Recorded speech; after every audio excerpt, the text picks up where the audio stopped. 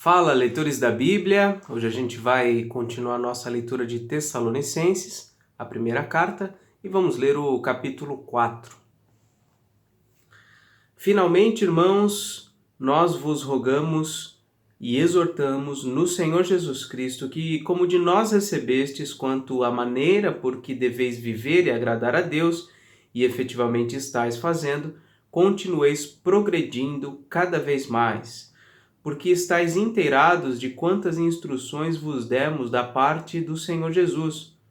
Pois esta é a vontade de Deus, a vossa santificação, que vos abstenhais da prostituição, que cada um de vós saiba possuir o próprio corpo em santificação e honra, não com desejo de lascívia, como os gentios que não conhecem a Deus, e que nesta matéria ninguém ofenda nem defraude a seu irmão, porque o Senhor contra todas estas coisas, como antes vos avisamos e testificamos claramente, é o vingador, porquanto Deus não nos chamou para a impureza, e sim a santificação.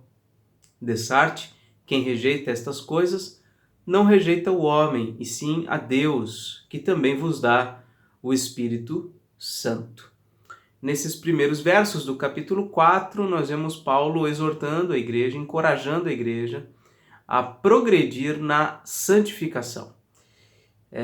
A partir do momento que nós somos atraídos pelo Evangelho de Jesus Cristo, somos conscientizados pelo Espírito a respeito da graça de Deus e da necessidade da fé em Jesus Cristo, nós iniciamos uma nova vida. E para que nós possamos viver esta nova vida, nós precisamos abandonar aquilo que fazia parte da antiga vida. Ou seja, precisamos abandonar o pecado e todos os feitos e as realizações que o pecado produz na nossa vida. Então, Paulo está encorajando os irmãos de Tessalônica e a nós também a abandonarmos o pecado e a progredirmos cada vez mais na santificação. Nós não podemos nos contentar com o progresso que obtivemos até hoje. Precisamos progredir mais. O que acontece muitas vezes é que cristãos, geralmente mais antigos, já convertidos há muitos anos, chegam num momento em que ficam estagnados. Eles olham para a sua própria vida e têm a falsa impressão de que os principais pecados já foram vencidos, portanto, não há nada mais a ser feito senão continuar vivendo a vida normalmente. Só que nós somos chamados à autoavaliação, a um autoexame constantemente. E se nós nos expusermos sempre às Escrituras Sagradas, nós veremos como num espelho qual é o estado da nossa alma, e nós certamente veremos que ainda há muito a mudar. Que Deus possa realmente abrir o nosso entendimento, iluminar as nossas mentes, trazer clareza para o nosso coração, para que possamos compreender as muitas áreas que precisam continuar progredindo na santificação. A maturidade e a santificação é um processo contínuo e inesgotável na vida cristã. Assim como o amor, já referido na leitura de ontem, e agora daqui a pouco nós vamos ver novamente. Assim como o amor, ele não tem um limite, ele deve ser sempre crescente, assim também a santificação. Não há um limite, deve ser sempre crescente nas nossas vidas. A cada dia, a cada ano, precisamos vencer mais e mais o pecado que está em nós. Vamos seguir então a leitura no versículo 9. No tocante ao amor fraternal, não há necessidade que eu vos escreva, porquanto vós mesmos estáis por Deus instruídos que deveis amar-vos uns aos outros. E na verdade estáis praticando isso mesmo para com todos os irmãos em toda a Macedônia. Contudo, vos exortamos, irmãos, a progredirdes cada vez mais, e a diligenciardes por viver tranquilamente, cuidar do que é vosso e trabalhar com as próprias mãos, como vos ordenamos, de modo que vos torneis, ou melhor, de modo que vos porteis com dignidade para com os de fora, e de nada venhais a precisar. Observe que aqui ele diz no 9 e no 10 quase que a mesma coisa que foi dito no capítulo anterior, verso 12. Ele diz que nós e os cristãos de Tessalônica deveriam crescer, progredir cada vez mais na prática do amor. E aí eu gostaria de destacar o que ele inclui dentro desse assunto da prática do amor. Versículo 11 e 12, ele fala sobre o viver tranquilamente e cuidar do que é vosso, e trabalhar com as próprias mãos. Veja como ele associa o trabalho ao amor. Talvez não seja tão simples essa conexão, mas eu gostaria de tentar facilitar a compreensão aqui dizendo o seguinte: pense em alguém que não trabalha ou não busca trabalhar e vive sempre às custas dos irmãos. Você acha que esta pessoa ela está demonstrando amor pelos seus irmãos? Se eu fizer a pergunta ao contrário, você vai certamente dizer que sim, com facilidade. Por exemplo, se os irmãos percebem que há um irmão que está desempregado e passando por necessidade, quando esses irmãos percebem isso e passam a ajudar esse irmão, os irmãos estão amando este irmão, estão praticando amor para com este irmão desempregado que passa necessidade? Claro que sim. Agora, a partir do momento que aquele irmão que está passando por necessidades e não está trabalhando, ele passa a contar com a ajuda da igreja, passa a contar com a ajuda de outras pessoas, e então se entrega à preguiça e não busca trabalhar, você acha que essa pessoa está demonstrando amor para com os seus irmãos que o ajudam? É claro que não. E o amor deve ser mútuo. Deve ser de todas as partes, não só daqueles que têm condições de ajudar materialmente o outro, mas também daqueles que precisam de ajuda. Todos devem viver a prática do amor na igreja. Então, muitas vezes, quando alguém que recebe assistência da comunidade, notoriamente não busca o trabalho, não busca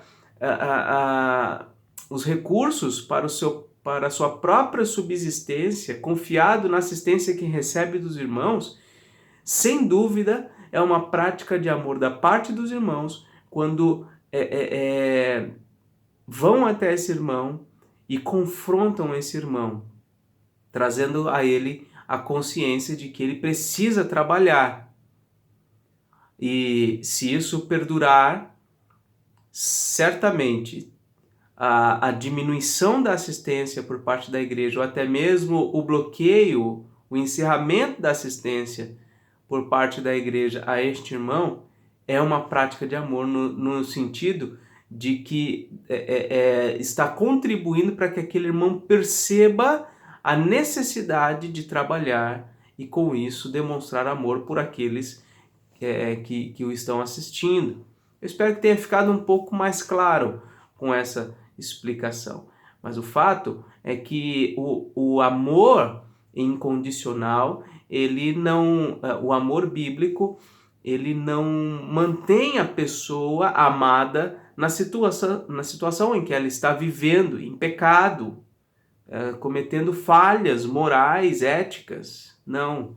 O amor bíblico é um amor que promove a santificação, é um amor que promove a transformação do outro. Então, muitas vezes, o confronto é necessário, o confronto é uma demonstração de amor. E este conceito todinho de amor que eu estou abordando, que eu creio ser O conceito bíblico de amor certamente não é o amor romântico, o amor sentimental, o amor que nós pregamos, ou melhor, que a nossa cultura prega e tenta viver.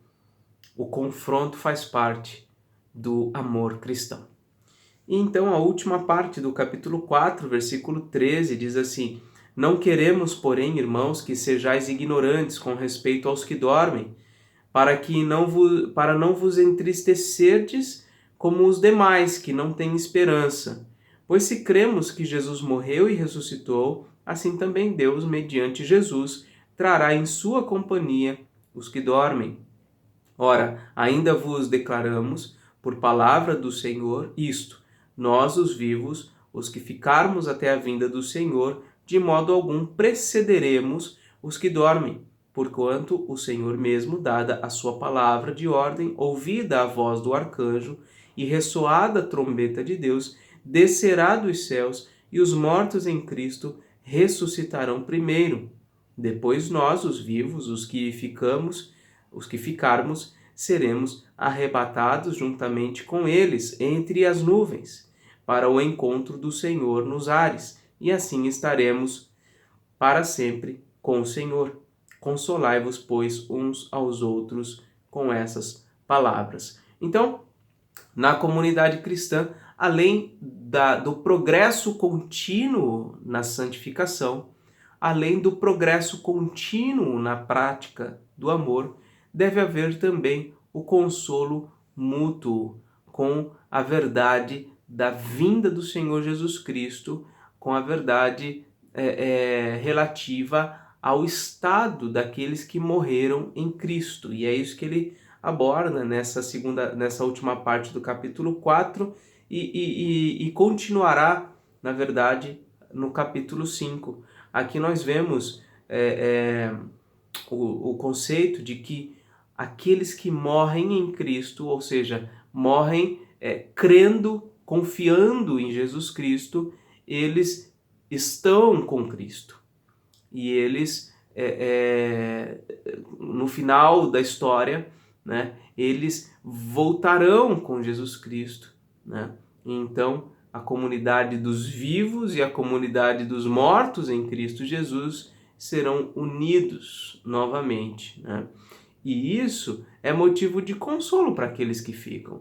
Sem dúvida, perder alguém amado, alguém muito querido, dói muito. A morte, a dor da separação pela morte é muito profunda.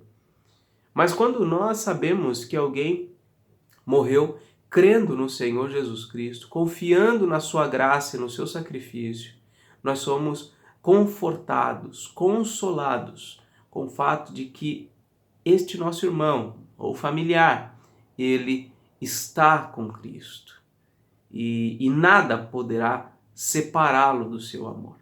Isso consola, isso anima, isso conforta o nosso coração. Então, ele diz que nós devemos consolar uns aos outros com estas palavras. É claro, tem muitos assuntos correlatos, muitas coisas ainda associadas à segunda vinda do Senhor, mas saber que os nossos queridos que morrem crendo em Jesus Cristo estão com o Senhor Jesus Cristo, estão vivos com Cristo, isso é motivo de grande alegria, de grande consolo e de grande conforto para o nosso coração. Então, se você já perdeu um familiar, um ente querido, um irmão muito amado, para um câncer, para um acidente fatal, para qualquer outra coisa, essa pessoa veio a morrer, mas você sabe que ela cria em Jesus Cristo, isso deve ser motivo de grande alegria para o seu coração, porque se você morrer, você estará com Cristo também, e se Jesus voltar a qualquer momento, você se unirá a Jesus Cristo e então estará em comunhão também com essa pessoa ou essas pessoas que você eventualmente perdeu aqui na Terra. Lidar com a morte é uma das coisas mais difíceis, mas para os cristãos e essa dor é muito menor. Existe a dor, sim, mas não é uma dor insuportável, porque há também o refrigério da esperança na segunda vinda do Senhor Jesus Cristo. Essa foi a leitura de hoje e amanhã a gente continua, se Deus quiser. Um grande abraço.